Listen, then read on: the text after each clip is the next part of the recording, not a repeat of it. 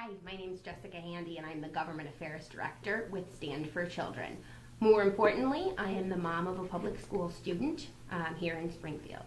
And I see education every day from those two perspectives. It's not pretty. I get the same emails that I'm sure all of you get from school saying we're out of copy paper and we need parents to donate this. We're out of funds for the year.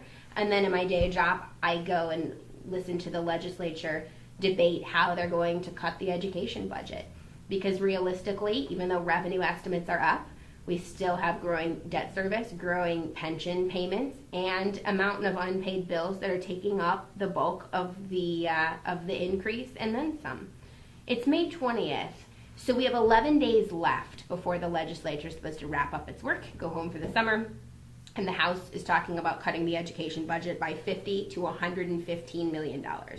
The Senate is trying to spare education from any cuts at all by cutting other areas of the budget more steeply. Our priority is funding for education, and within that education budget, enhancing equity to protect our most at-risk kids. Especially when funding is limited, we've got to make sure that we're prioritizing money to our most vulnerable populations of kids. And one way to do that is through a pension cost shift. Consider three things. One, we have incredible inequities in our school system, the second most regressive funding system of any state in the country.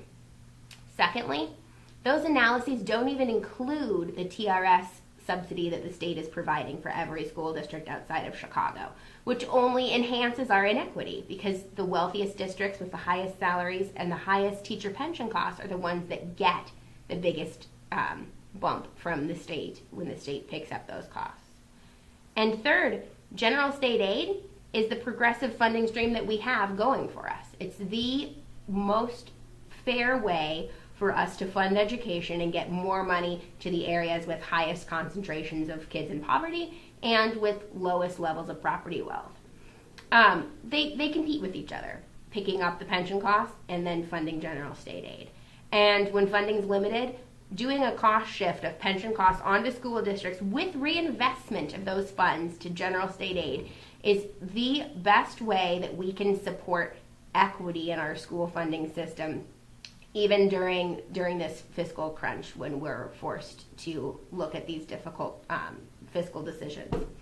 So we need your help. If you haven't taken action yet, please do so. Please let your legislators hear from you that you care about education funding and we've got to protect it. And secondly, that you care about equity within the education budget. We can't let another year go by where we're silently absorbing more and more unfair cuts to our schools. We've got to speak up, and now is the time to do it.